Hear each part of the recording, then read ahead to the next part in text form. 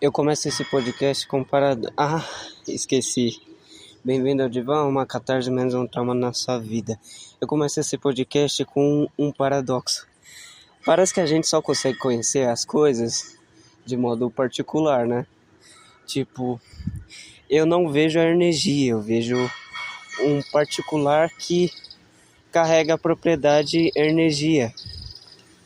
Eu não vejo o tempo, eu só vejo uma propriedade, uma curva do tempo nas coisas que existem. Então eu não vejo o conhecimento em si, eu vejo só uma parte do conhecimento, ele se desmembrando, né? Mas se esse conhecimento é verdadeiro, então eu conheci um universal, que é esse ato de só conhecer particulares, eu entendi que ele é um desmembramento do universal. É tipo assim, eu não provo a lógica, é a lógica que se prova através de mim. Bom, eu tava numa discussão sobre discussões com meu irmão que é engenheiro e ele gosta de matemática. Aí eu tava falando, aí a gente no final acabou comparando, tipo, não discutir. Eu não tava discutindo com o cara que eu falei. Eu tava num server do Discord de filosofia. Eu tava conversando com o cara e ele falou sobre uma tese lá que eu já tinha ouvido falar, só que eu esqueci, que é tipo que não existe energia. Aí ele deu várias explicações e tal, eu não me recordo como ele explicou de fato. E meu irmão ficou puto vendo a discussão, entre aspas, que eu só tava me indagando e perguntando sobre.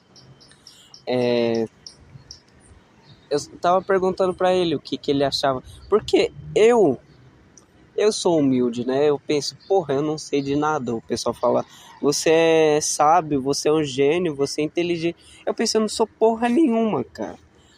Aí eu fico perguntando as coisas para as pessoas, porque cada um tem uma forma de enxergar o mesmo fato. Então, o que eu tenho para aprender com isso? Sobre o próprio pensar, sobre o pensar, sobre o pensar do outro, né? O que eu tenho para aprender sobre isso? Sobre o meu ato de tentar saber o que o outro sabe. E o meu irmão ficou... Ele tem 26 anos, só que ele tem uma soberba que nem o Max Planck tinha. Até o Max Planck falava que a gente não vai saber de tudo, que a gente faz parte do mistério que a gente tenta descobrir da natureza.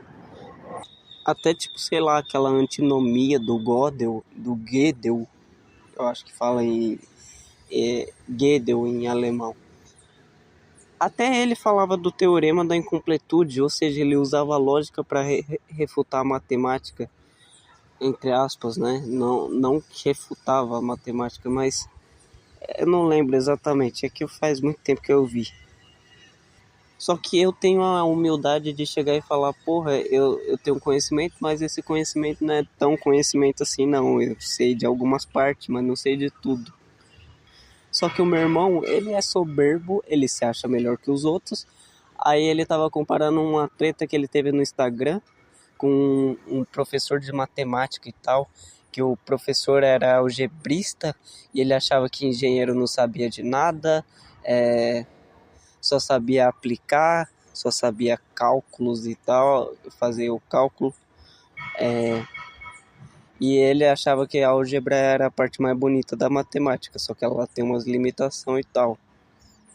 Tem um limite, ela não consegue no eletromagnetismo, equação relativística, não sei se ela necessariamente conseguiria contar quantas estrelas tem numa galáxia, algo matemático, algo aritmético, na verdade. E eu cheguei a o entendimento de que o que está acontecendo não é somos dois buscadores da verdade. Não, são duas pessoas com um ego inflado medindo o pau, medindo para ver quem tem o pau maior. Para ele, a equação dele as equações que ele monta é a mesma coisa que um pintor em um quadro. Tipo assim, o pintor pega o pincel, pincela o quadro e para ele tá lindo. Para o matemático ele pega, faz as equações, a álgebra a aritmética, o que ele consegue, e para ele fica admirando a beleza dos símbolos. Quer dizer, através dos símbolos ele admira a beleza de algo real, sei lá, é abstrato, né? E eu fiquei pensando, porra, com toda essa soberba, a matemática ela não consegue provar a matemática pela própria matemática. E nem os filósofos conseguem refutar a matemática, como eu já ouvi dizer no Alta Linguagem, que o Engels e o Marx tentou refutar a matemática, sei lá, usando derivada, sei lá. Aí eu falei que a gente é escravos do prazer que o nosso cérebro libera, o dele, no caso, quando faz uma equação, e o meu quando escrevo um texto de filosofia, sei lá. E é tipo assim, eu fiquei zoando, eu fiquei fazendo piada, tipo, ah, a sua, a sua punheta é ver equaçãozinha, você fazer equaçãozinha, tá ligado? Caralho, é uma merda, porque, tipo, você entendeu o que eu entendi? O que tá por trás de ambos os pensamentos, de ambos o empreendimento de tentar entender alguma coisa? Eu tô criando um texto filosófico, tá? Isso tá numa realidade abaixo. Ele tá tentando criar uma, uma equação matemática, tá? Isso tá numa realidade abaixo. Mas o entendimento por trás dele fazer uma equação, o entendimento de eu entender o porquê, tanto um elemento comum do pensamento dele, tanto um elemento comum do meu pensamento, fez eu ir além desse pensamento de primeiro plano. E parece que esse negócio sobre o Marx tá errado, eu acho. Eu pesquisei. Marx tenta refutar a matemática. Aí a IA disse: Karl Marx não tentou refutar a matemática, mas sim estudou os fundamentos do cálculo. Ele deixou mais de 100 páginas de notas manuscritas sobre o assunto. Aí teve um cara, zeroaesquerda.com. Aí disse assim: portanto, parece que o Marx achou a álgebra mais fácil que a aritmética e o cálculo mais fácil que a álgebra. Tá, voltando ao que eu tentei fazer antes, né? Eita. Sei lá, antes de eu ir falar o que eu ia falar, eu vou tentar elaborar alguma coisa. Tipo assim, tem três pessoas. Imagina que tem três pessoas. Cada um é a ponta de um triângulo. E existem os graus, sei lá, quantos graus? 90 graus. 100, 120 graus, sei lá. 180 graus. Então tem uma soma interna dos ângulos dos triângulos, né? Normalmente parece que é 180 graus. É igual. E tipo, é como se esse fosse o limite que três pessoas conseguissem empreender de tentar apreender a realidade. O máximo que a gente consegue é isso. É ver uma curva da realidade. Três tentativas de entendimento sobre o mesmo objeto, e mesmo assim a gente não consegue, porque o nosso olhar é sinuoso, é um sinuoso intento do compêndio de miríades de temas, é uma tentativa de categorizar o indiferenciado, é um desdobramento do universal, e portanto o meu entendimento não consegue abarcar o universal, apenas os particulares. Os particulares são manifestações do universal. A matemática e a lógica seria tipo o meio pelo qual eu posso vislumbrar esses universais. Tipo, basicamente é só uma soberba muito gigantesca para a pessoa dizer, eu entendo tudo sobre a realidade, eu sou um gênio, eu sou inteligente.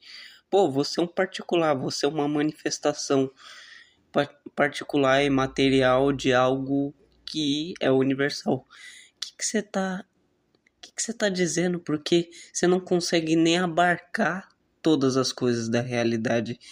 Você não consegue nem ver a realidade nela mesma.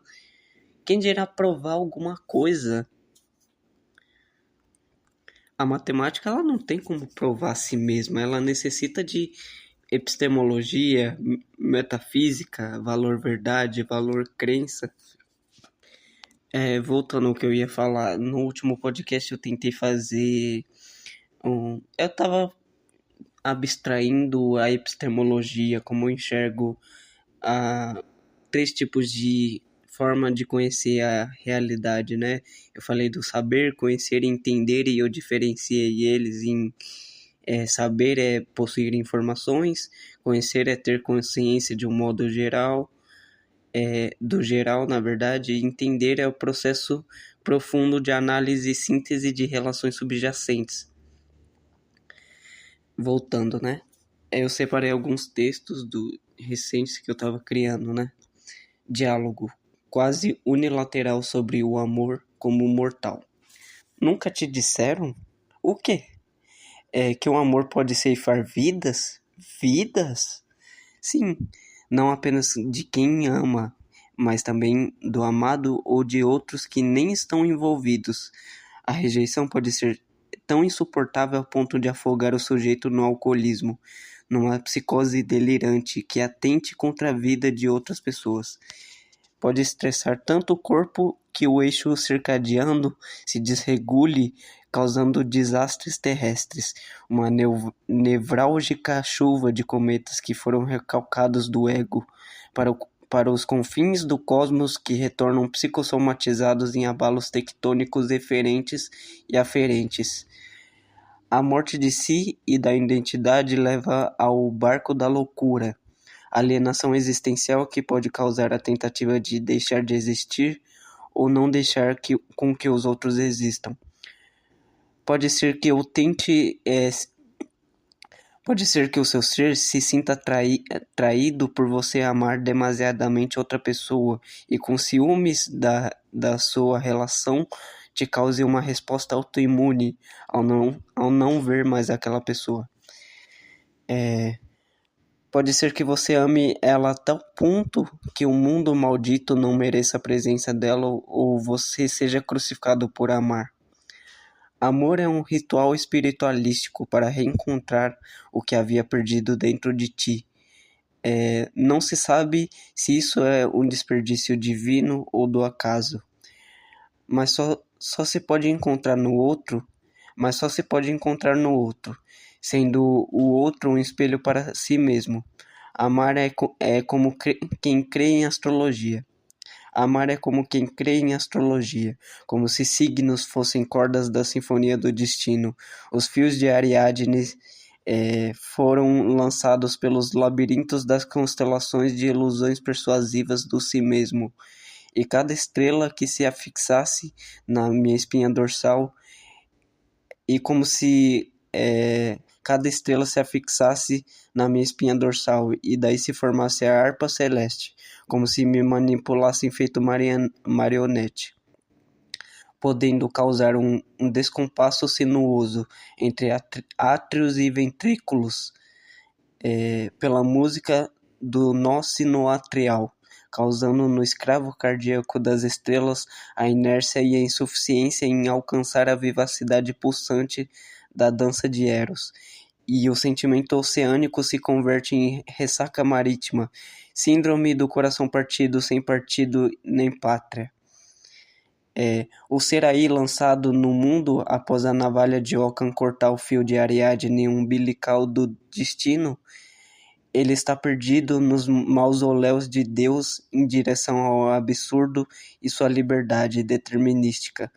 Amor é o broto da perfeição, tendo que se rebaixar às probabilidades infinitas confinados ao colapso da função de onda e à causalidade vertical. Espasmódico contorcionismo do espírito na inauguração da crise econômica de neurônios dispendiosos, gastando sem necessidade por estarem excitados no intento do Tsin Tsun é de prospecção, que é a sístole da introspecção e a diástole da extrospecção. Meu espírito deseja sair para as portas da transcendência, mas meu corpo é a âncora do mundo físico e da imanência. Como resultado, treme o corpo. A decoerência quântica é uma dissociação da imanência por ela mesma, desentendendo-se com a metacausalidade e reduzindo a minha complexidade. A vida transcende e o corpo se desprende da entropia e sua deterioração. Isso é um texto poético, né? Onde eu fiz várias referências tipo de Sartre, quando eu falei de liberdade determinística na Valha de Ockham, que é o princípio de economia, de parcimônia, que é o caminho, tipo assim, se uma teoria percorre 300 passos para fazer sentido e outra que percorre 100 passos, é mais provável que a que percorra menos passos, a que é um pouco mais simples de explicar e de entender, seja a verdadeira, porque imagina que eu começo a contar uma história e eu conto um monte de histórias e acaba ficando confuso. É mais fácil que, se eu contar uma história mais simples, objetiva e direta, seja verdadeira do que eu inventar um monte de coisa para você. Poderia estar te enganando ou me auto-enganando.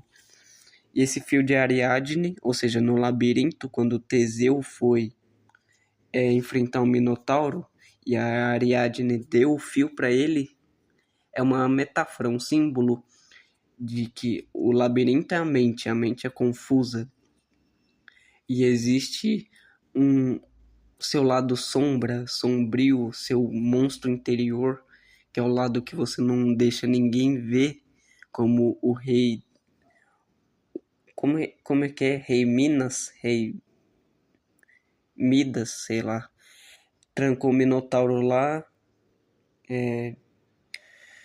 Aí o Teseu foi, a Ariadne deu fio, ele conseguiu escapar, porque era o labirinto criado por Dédalo e Ícaro, onde eles saíram voado lá, literalmente dentro da história.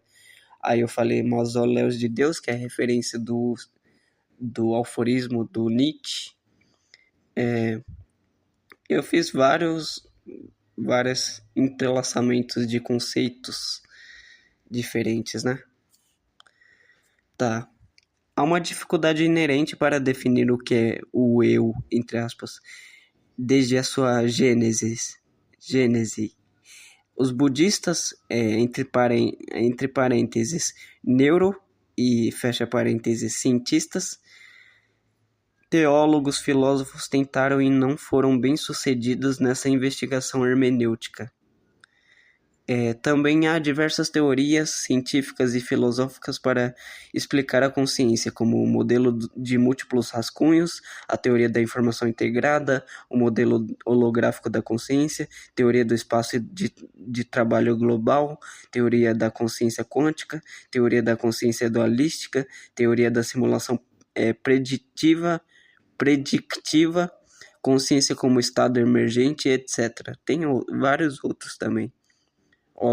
Holocosmologia, eu falei, modelo holográfico da consciência. Em nós tem uma abertura de dentro e fora, eu e o outro, e dentro de um tem o outro. É preciso sair da ilha para ver a ilha. Não nos vemos se não saímos de nós. José Saramago. Isso é uma digressão ou dissociação de si mesmo, se ver como se fosse outro. Para fluir o processo de subjetivação de Foucault, que tem raízes em Nietzsche, a internalização. Peraí.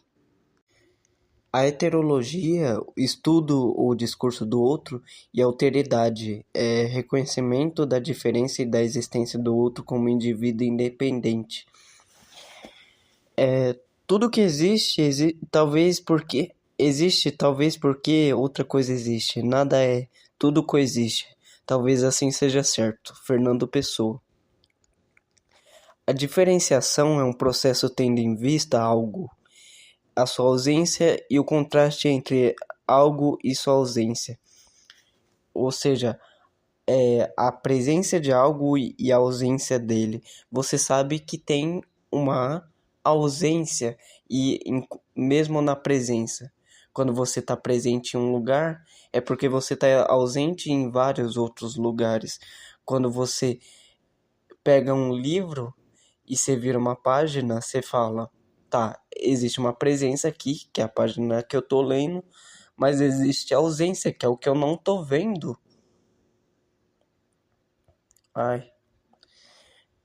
Cadê? Lacan diz que é no estágio do espelho, nos primeiros estágios da vida, que acabamos por desenvolver a noção de identidade, do eu, em relação ao outro. Saber que não se é o outro e entendemos que somos baseados nisso. Caralho, eu escrevi muito errado. Nossa. Quando estamos despersonalizados, isso gera uma sensação de ser um estrangeiro no próprio corpo, um estranhamento sensorial. Tem a dificuldade de perceber o que é vivo e o que não é vivo. Tem inúmeras correntes filosóficas e religiosas que falam sobre a alma das criaturas e no universo, tipo o animismo, o anima mundi, o panpsiquismo, ao meu ver, é uma extensão desses conceitos, ilusoísmo, hipótese de Gaia e panenteísmo, e etc. No evolucionismo mostra que em nossas veias corre todo o nosso passado ancestral. O próprio ato de viver é homenagear quem viveu e morreu para eu estar vivo aqui hoje, preservando o princípio de autoconservação através das eras, permitindo entender aqui o eu como uma verdade autoevidente para não cair num regresso ad infinitum, um axioma sine qua non. Então, nesse sentido, o amor é a expansão do eu. O amor é quando você abdica da sua individualidade. O ego dissolve em uma substância que une e é resultado de outras. Portanto, perde-se o limite entre eu e os outros, entre eu e o outro. Ambos vestem a mesma alma por simbiose, o contato mais íntimo dos cérebros em conexão. O amor é corpo para o desejo. Você entrega e recebe do outro, à medida que a saudade é tão somente a parte da pessoa que ela deixou em você, querendo voltar para a totalidade. Assim como uma partícula, quando se separou da molécula, ainda sente falta, entre aspas, da outra, de modo que o estado dessa outra partícula ainda está instantaneamente ligado ao estado da outra, independentemente da distância entre as duas. Ao longo dos anos, criamos uma representação de nós mesmos, associação que não se dissocia de quem achamos que somos. Quando eu me apresento aos outros, eu estou representando uma forma distorcida, uma versão distorcida minha. E se eu faço isso para os outros, acaba que eu internalizo isso para mim mesmo. Acabo inventando histórias sobre histórias que realmente aconteceram, ou seja, confabulação. E digo a mim mesmo que não posso vestir a roupa da felicidade, me despindo da possibilidade de felicidade. Personalizo a ponto de despersonalizar-me. Quando eu digo a mim mesmo o que eu posso e o que eu não posso, estou delimitando, mas também me limitando, pois talvez eu não saiba o que eu posso e o que eu não posso. Também tem um filme legal sobre isso, que é Persona, ou Quando Duas Mulheres Pecam, que é um filme se eu não me engano, é 1966, que fala sobre duas mulheres, que pode ser a mesma, duas versões, dois lados da mesma moeda. É um filme complexo. O passado é só uma história que a gente conta a nós mesmos. Às vezes eu recontei coisas para mim que não aconteceram. Acabei distorcendo o que aconteceu, como se eu fosse o sujeito mau da situação. Mas a situação não oferece juízo sobre os comportamentos. É a nossa sobreposição sobre os acontecimentos que faz isso. E muitas vezes as opiniões alheias se convertem sutilmente e inconscientemente em nossas opiniões por efeito de mimética. Imitamos os outros e aprendemos. Tem vezes que os nossos olhos, como os no... tem vezes que nos olham como nos olham, que nós olh... Caralho, tem vezes que nos olhamos como nos olham, tentando imitar o olhar do outro sobre quem somos, mas isso é apenas uma imitação. Sentimentos são reais por irrealidades. Minha percepção de algo irreal ainda pode me gerar sentimentos que eu os vivencio de forma real. Uma inteligência artificial pode ser o deus do mar das informações, mas não pode experienciar a real experiência de viver no mundo fora do software. Mas talvez eu também não seja capaz de viver sem o meu hardware software, entre parênteses, corpo e mente. E não posso ter a experiência sem intermédio de outras coisas entre eu e o que eu experimento. Caraca, a Matrix tá de brincadeira comigo. Eu já descobri tanta coisa. E eles não me desplugam do serve. Deus não me despluga do serve.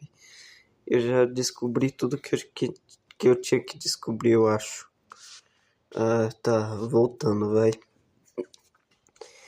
Ela só é um personagem do momento. Você diz que alguém é, entre aspas, o amor da sua vida, porque ela não tem um filho, ou ele não tem um filho, que ela ou ele ama, e é a prioridade dela ou dele. Filho de outro cara ou mulher.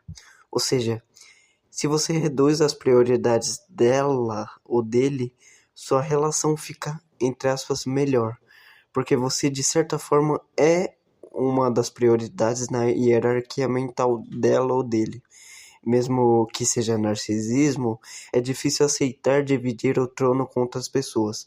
Amar significa amar alguém mais do que se gosta de outras pessoas, ou mais do que se ama outras pessoas. Mas mesmo assim, na vida ninguém vai estar para sempre no topo da hierarquia de outra pessoa. Querer controlar isso é loucura. Na vida, as pessoas vêm e vão, e não há nada que possa ser feito a respeito, se não aceitar. Na velhice, acaba tendo um sentimento de que não existe amor. Entre aspas, realista pessimista. Peraí. Cadê? Tem possibilidades dentro de possibilidades, e elas só se abrem quando você escolhe uma das possibilidades.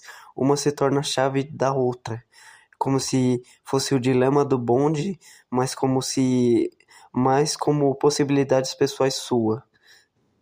Decidir matar ou não uma possibilidade que levaria a outras. Só que é um tiro no escuro por não sermos clarevidentes, ou por sermos míopes clarevidentes, né? Uma miopia em prever o futuro. O dilema do bonde é aquele dilema onde você decide se você vai se você vai desviar o trem indo para 5 pessoas, para matar 5 pessoas, ou para matar uma pessoa. Você decide, né? Mas nesse caso é com possibilidades pessoais. Se você escolhe uma coisa em detrimento de outras, você pode perder possibilidades que só se abririam se você escolhesse aquela determinada possibilidade. A gente só pode ficar junto por conta de estarmos relativamente próximos em localidade e temporalidade. Não teria como se fosse discrepante a diferença, né? Então, amamos por coincidência, entre aspas. Como, por exemplo, a idade é um fator importante para gostar ou não gostar de alguém. Tudo naquele momento poderia estar perfeito para o seu organismo liberar neurotransmissores de felicidade e paixão naquele exato momento em que vocês se encontraram, fazendo você associar aquela liberação com a pessoa. E isso me faz pensar que nem é controlável gostar de alguém, e que talvez nem exista o amor de fato de forma pura. Às vezes você gosta da pessoa e, portanto, acaba gostando do que ela faz e fala, fazendo uma transferência de apreciação. Por exemplo, se eu gosto de filosofia e falo de filosofia aos meus amigos, mesmo eles não gostando necessariamente de filosofia, eles vão gostar de eu falar sobre o tema. Igual eu com o podcast do Arthur Petri. Eu tenho uma intimidade unilateral com uma versão dele, específica, né? Ele mesmo se vê como uma metamorfose, pois ele fica irritado com os seus podcasts antigos por considerar ruins aquelas percepções que ele tinha quando jovem. Tá, peraí. Tinha. Quando ele era mais jovem, achando uma idiotice. Então, se eu me relaciono com um produto singular de sua mente dentro de um momento do tempo, dentro de um espaço, com aquelas possibilidades, então eu não estou me relacionando com a sua versão real, mas sim com a versão que ele decide manifestar diante das possibilidades. Mesmo você sendo o mais sincero possível, ainda é um personagem de sinceridade. Não tem como eu dizer que conheço alguém, porque é uma mudança dinâmica e contínua de modo que uma pessoa não é a mesma, nem eu, o analisador. Então, eu posso dizer que eu conheço um objeto que muda completamente sua forma interior, completamente entre aspas, né? Ainda continua a, o sintético a priori, o eu transcendental, as condições a priori do entendimento. E eu também mudo. Como vou analisar se meu filtro, meus preconceitos, entre aspas, sofrem flutuações de alterações? Tá, vamos ver. Agora é uma parte mais epistemológica. Os objetos nos... Ah, eu acho que eu mudei, né? Isso aqui? Peraí.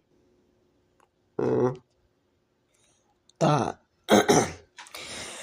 Os objetos nos parecem ser anteriores à experiência e, portanto, possuem conteúdo com sua propriedade inerente, um campo do seu lado cognoscível e sua parte incognoscível.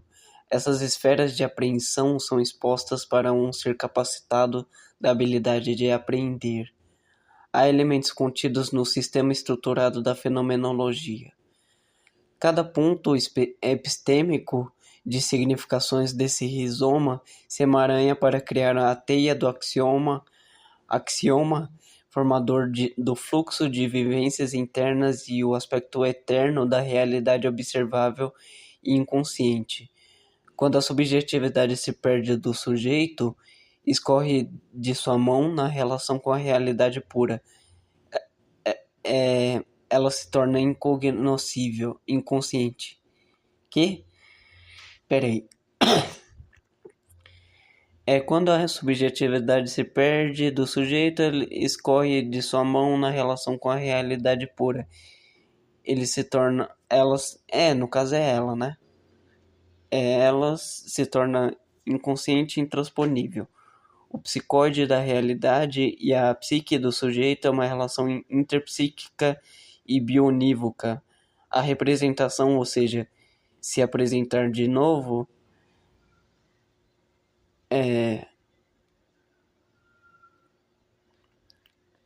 um espelho para o real, entre aspas, não sendo o reflexo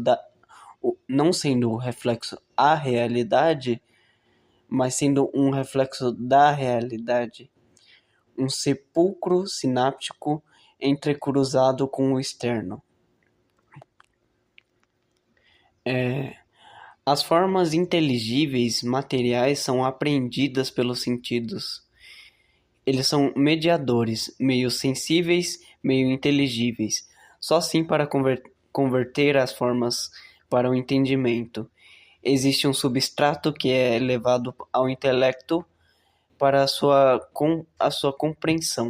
compreensão, mas é levado pelos sentidos que trazem a extração do conteúdo bruto, que é transformado em representações mentais compreensíveis. A matéria é inteligível e sensível ao mesmo tempo.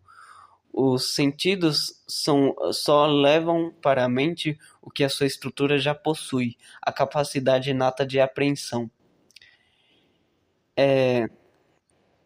Se a cor verde se a cor verde é chamada de amarela, eu vejo ela como amarela e uma pessoa daltônica vê como verde, só que ninguém sabe disso, porque todo mundo chama a cor verde de amarelo, então todos mutuamente achamos que o verde é amarelo.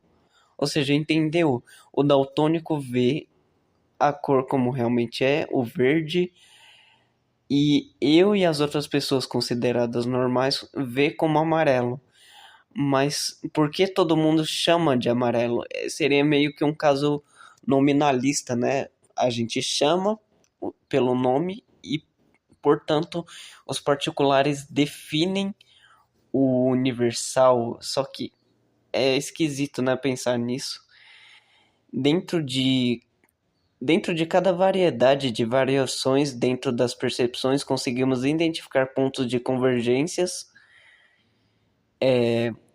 para uma interseção intersubjetiva, de modo que sabemos que a lógica externa, que também nos forma, transcende nós objetos particulares, nós sujeitos particulares. Se enxergamos vermelhos minimamente diferentes, se pudéssemos ser caso, se pudéssemos comparar, né? Se pudessem ser comparados mediante a alteração do fluxo cerebral, ainda assim há uma parte do vermelho que é um ponto que interliga as percepções. A verdade não depende de aprovação ou desaprovação. Ela é, em sua essência, invariável. Ela possui uma armadura impenetrável a todo ataque sofista, a toda visão relativista,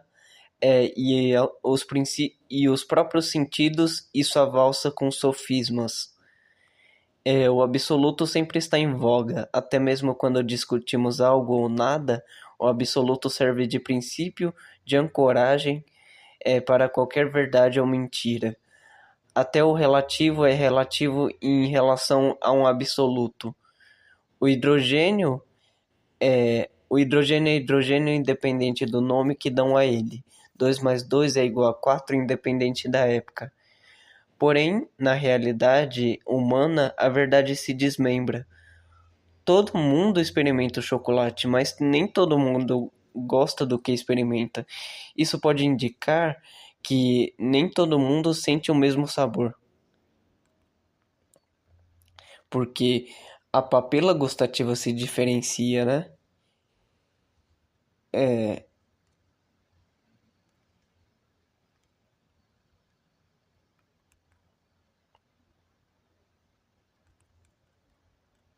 é, as papilas gustativas. Podemos ouvir a mesma música, o mesmo estímulo, porém isso vai causar percepções diferentes. Ah, vamos ver o que falta a interpretação da realidade. Nossa. Ai, meu Deus do céu. Hum, nossa, muita coisa. Tô cansado já. Na verdade só tem um texto que eu criei faz pouco tempo hoje e eu queria falar ele. Não podemos ver a invenção como uma expressão de um sujeito individual, mas sim como uma manifestação de um universal em um particular. A humanidade criou a partir da construção e, e da historicidade. Tá, tá. A vivacidade em nossos corpos baseia-se na eficiência do corpo em manter o equilíbrio por meio da troca de informações com o ambiente. Portanto, afirmar que um homem é mais inteligente que outro é tolice. Não somos entes isolados metafisicamente, isto é, além do físico. Sei também que a metafísica é o estudo da natureza fundamental e básica da realidade, do todo. Nesse caso foi um parênteses, né? Então seria a frase sem o parênteses. Não somos entes isolados metafisicamente do todo. Mesmo a essência não pode estar isolada no além do físico, assim como a forma não existe sem matéria e matéria não existe sem forma. Até o caos tem ou expressa forma. Mesmo quando não é ato, ainda possui uma potência formal, contida na geometria no que a realidade permite manifestar. Desta forma, a essência só pode se manifestar no físico, sendo, portanto, dependente. Toda consciência é consciência de algo, ou seja, a consciência, nesse sentido, ela depende do que ela é voltada, desse algo que a consciência é. A consciência é consciência de algo. Então, esse algo pode expressar a consciência, universal consciência, né? A essência humana é aquilo que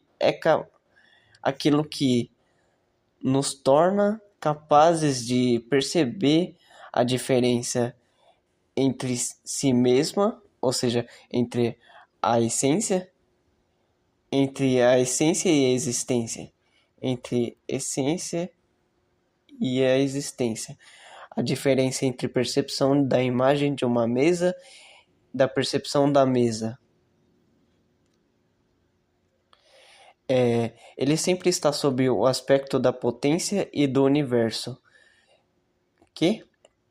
Ele sempre está sob o aspecto da potência e do universo, nunca sendo capaz de demonstrar totalmente a si mesma na contingência daquilo que existe no particular. O meu entendimento nunca é entendimento completo, é sempre deglutição peristáltica de potência em ato. Nos átomos existe o ímpeto de sempre se modificarem e interagirem entre si, de modo que nunca deixa de existir a manifestação da potência. Na decoerência da atualidade tem superposição potencial, ou seja, a partícula ela está em vários estados locais, tem a nuvem de probabilidade, então não se sabe onde o elétron está exatamente. Quando vai se medir a velocidade com que ele se move, se perde a precisão em medir onde ele está exatamente, e quando vai medir onde ele está exatamente, perde a velocidade, a medição da velocidade, ou seja, não tem como pegar os dois ao mesmo tempo. É o princípio da incerteza do Heisenberg. E esse negócio da superposição quântica é o estado múltiplo que um átomo pode ter, né? Ele pode ser interpretado tanto como onda como partícula. É algo quântico, ou seja, do quanta, que é os fenômenos da luz especificamente, do fóton, que ele pode ser interpretado tanto como essa partícula, o fóton, ou como onda, a luz onda, que é interpretado pelos nossos olhos. Ou seja, a decoerência é quando sai desse...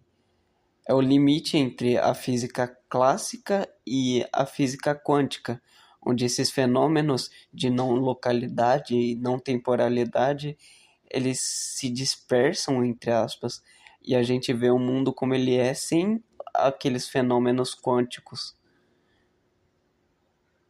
Então saiu dessa realidade de maneira a casualidade vertical. Saiu dessa realidade mais profunda, que é essa superposição, esses múltiplos estados do mesma coisa, para a realidade concreta e palpável. Tem aquele outro, né, que eu cheguei a comentar. Se tudo for obra do acaso, não haverá ordem na estrutura atômica do comportamento dos átomos nas leis físicas. Eles seriam completamente instáveis, caso tudo fosse obra do acaso. Eu não estou dizendo que o acaso não existe. Eu estou dizendo que caso tudo for obra do acaso, isso teria evidentemente que acontecer. Apesar da incerteza e do comportamento probabilístico, a mecânica quântica ainda nos permite fazer previsões extremamente exatas sobre fenômenos naturais que refletem uma causalidade vertical, ou seja, níveis de realidade superiores venham a níveis inferiores e determinados, da potência, entre aspas, de superposição ao ato do colapso da função de onda.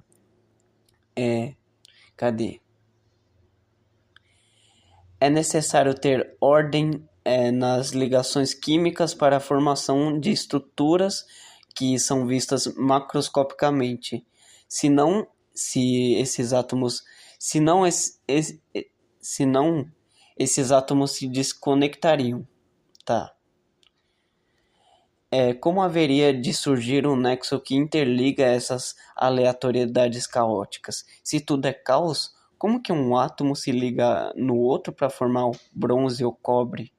Parece que existe uma fórmula para a possibilidade antes que ele se torne palpável. O cosmos é logos, não caos. Existe uma fórmula que conecta as coisas e outra que formula os aspectos entre esses elementos. Bom, eu fecho com isso já. Já deu, já.